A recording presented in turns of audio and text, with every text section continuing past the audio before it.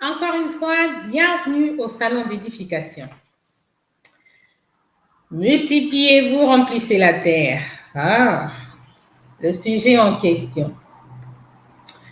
Multipliez-vous, remplissez la terre. Recommandation divine, n'est-ce pas? Une très bonne recommandation. La Bible nous dit que quand Dieu a créé toutes choses, il a observé et il a trouvé que c'était bon. Tout ce que Dieu a planifié est bon. Mais maintenant, il faut se poser la question. Comment faire ce que Dieu a planifié, ce que Dieu a recommandé? Multipliez-vous, remplissez la terre. Oui, quand Dieu l'a dit, il n'y avait qu'Adam et Ève. Mais vous avez remarqué qu'Adam et Ève n'ont eu que 2 enfants. Et puis ces enfants-là aussi ont mis au monde d'autres enfants.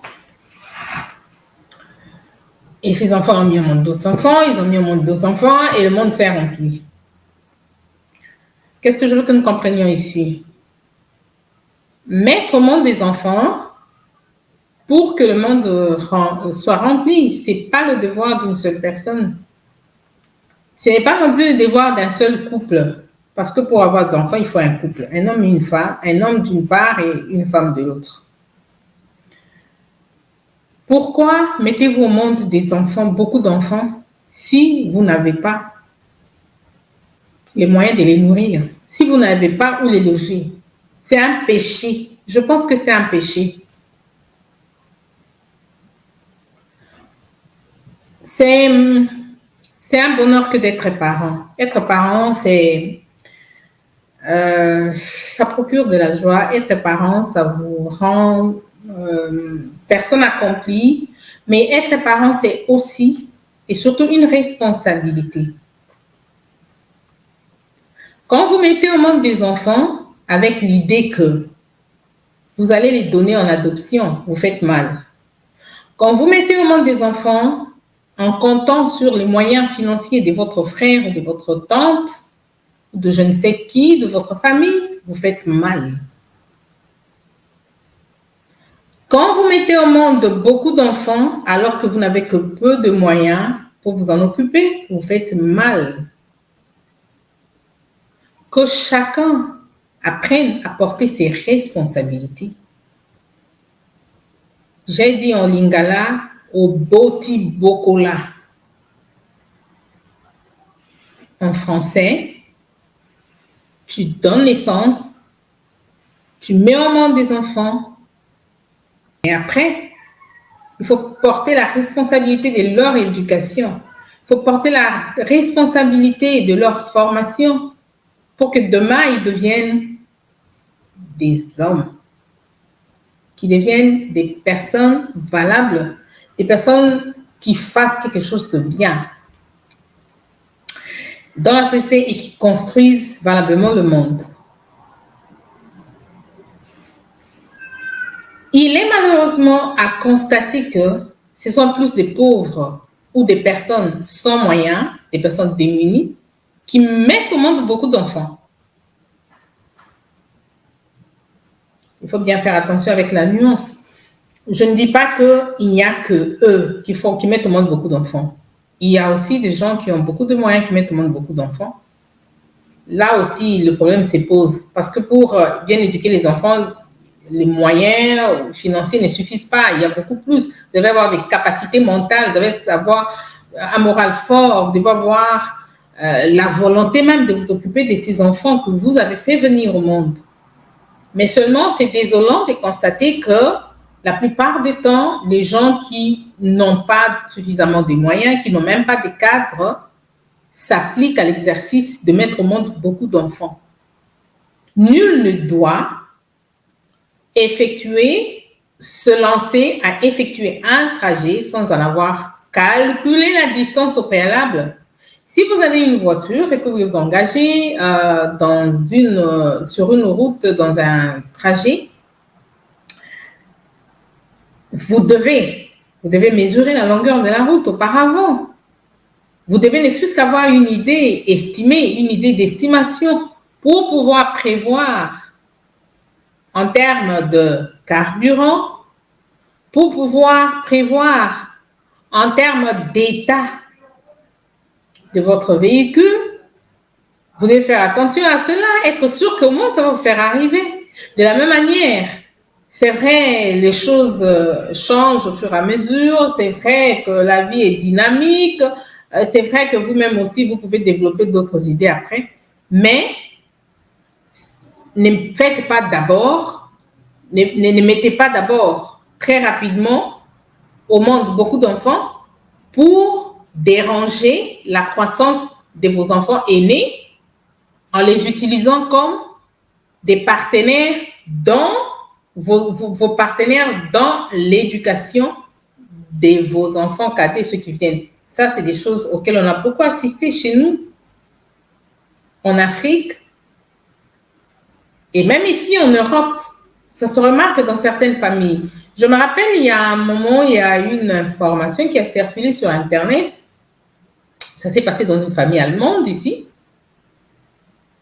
Une femme qui avait eu un enfant avant, petite fille de 12 ans, et c'est quand la petite fille a eu 12 ans que la maman a eu son deuxième enfant. Une fille ou un garçon, je ne me rappelle plus. L'histoire est ancienne quand même. Et la maman, et commençait à utiliser sa petite fille, sa jeune fille adolescente, comme son aide ménagère pour s'occuper de son petit frère. Maman pouvait s'absenter pendant des longues heures pour que la petite adolescente s'occupe de son petit frère.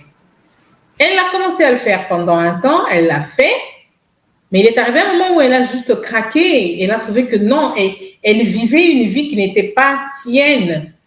Elle remplissait des tâches qui dépassaient ses capacités. Ce n'était pas normalement à elle de le faire. Et elle se sentait comme... elle avait l'impression qu'on lui avait volé son enfance. On lui avait volé son enfance. Ce qui me fait penser à Jean Goubal qui a chanté Baïbinga Bomwana en lingala pour dire on m'a volé mon enfance. C'est quelque chose de très grave. Il faut laisser les enfants vivre leur âge. Il faut laisser les enfants vivre valablement leur enfance. Vous êtes parents, vous mettez au monde des enfants et quand ces enfants, j'ai rencontré une femme qui s'en glorifiait et qui s'en tapait la poitrine. Moi, mes tout petits enfants ici, ce sont mes grands enfants ici qui les ont élevés. Et elle est fière de ça. Non! Tu as seulement failli à ta mission de parent. Tu as failli. Tu devrais avoir honte. C'est vrai que les enfants, il faut les former. Quand ils sont en train de prendre de l'âge, il faut les former à devenir demain aussi des bons parents capables de s'occuper de leurs enfants quand ils en auront. Mais ne vous faites pas remplacer par vos enfants. Ne faites pas reposer le poids de vos devoirs parentaux sur vos enfants. C'est mal faire. Ça fait aussi partie de la mauvaise éducation.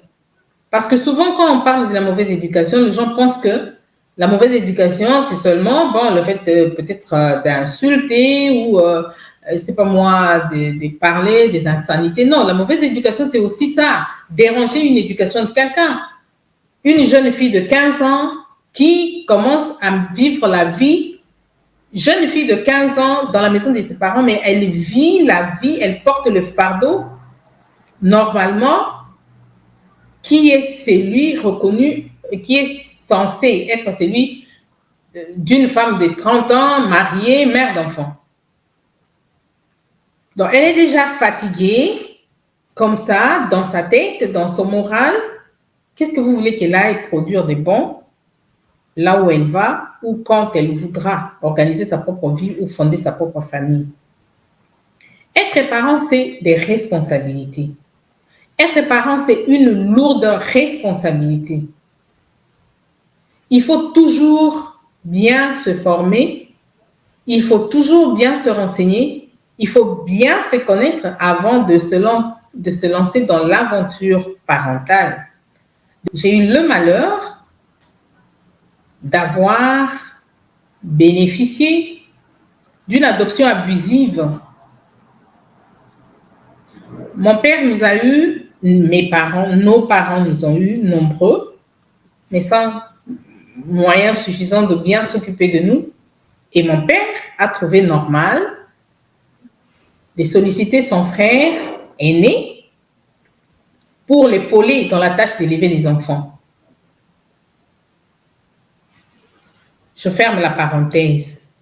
Mais je crois que les personnes intelligentes comprennent déjà que la suite a été mauvaise. Vous mettez au monde beaucoup d'enfants, après vous n'avez pas de capacité d'élever vos enfants, vous les donnez à d'autres personnes. Au départ ou au début, c'est toujours avec un peu de sourire, avec, entre guillemets, une bonne volonté de faire, d'aider. Mais après, il s'ensuit une maltraitance.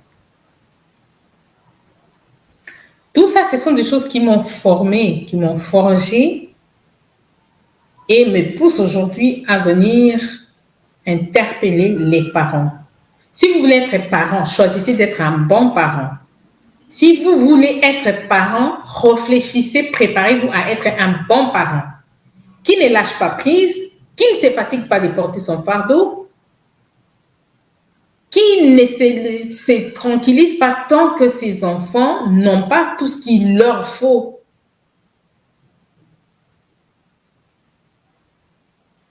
Oboti bokola.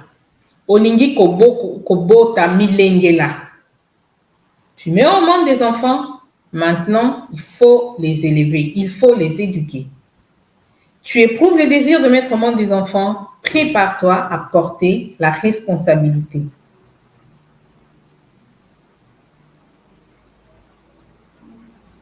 Je ne suis pas d'accord avec cette mauvaise manie africaine de considérer que quand l'enfant vient au monde, il devient l'enfant de tout le monde. Non.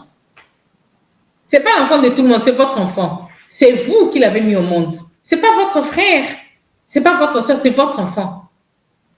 Vous devez être capable de donner une éducation à votre enfant. Vous pouvez vous faire aider de temps en temps, mais il ne faut pas prendre toute la responsabilité et donner. Et nous avons, dans la société africaine, une mauvaise façon aussi d'éduquer les enfants, c'est les intimider, c'est les frustrer, c'est les étouffer, c'est leur arracher la parole, c'est leur empêcher de parler. Et quand vous donnez votre enfant à quelqu'un de votre famille pour qu'il s'en occupe, très souvent, il se passe des choses mauvaises que je résume en ce terme maltraitance, que les enfants, certains enfants n'ont pas le courage de dénoncer. Mais leur être intérieur s'est détruit. Ou si vous voulez, leur être se détruit à l'intérieur. Demain, c'est un très mauvais produit que vous présentez à la société. Parce qu'une personne détruite devient incapable de certaines choses et devient aussi incapable de construire. C'est une personne qui détruit ou qui construit mal.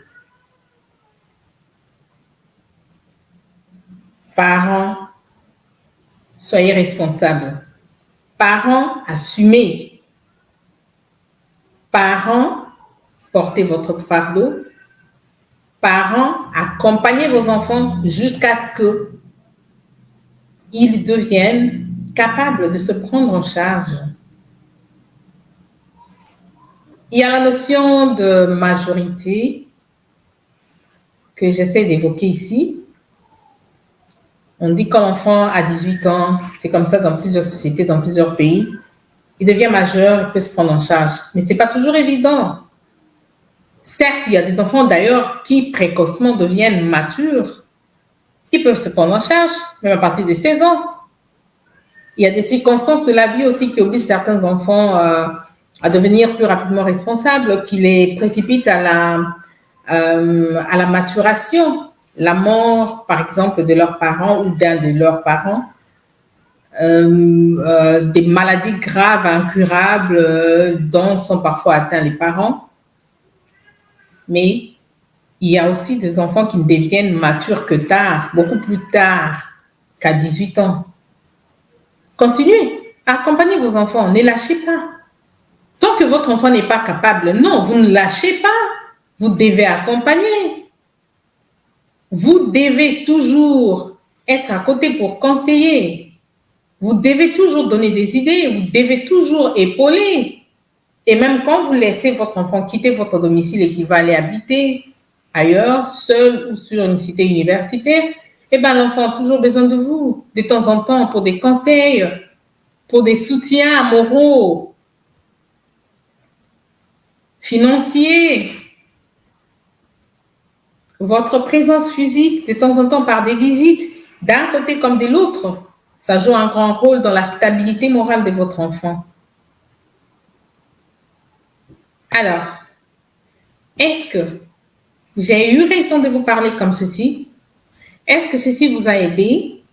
Est-ce que ceci vous a édifié? Je serais heureuse de le savoir. C'est dans le commentaire. Écrivez-moi un petit mot pour y manifester votre intérêt, pour réagir. Surtout, buvez ça comme moi. Buvez ça comme moi. Le lien, c'est dans la description. Si vous voulez le retrouver, le lien, c'est dans la description. Ça s'appelle Forever Freedom. Forever Freedom. Le détail, vous pouvez lire vous-même sur le site internet.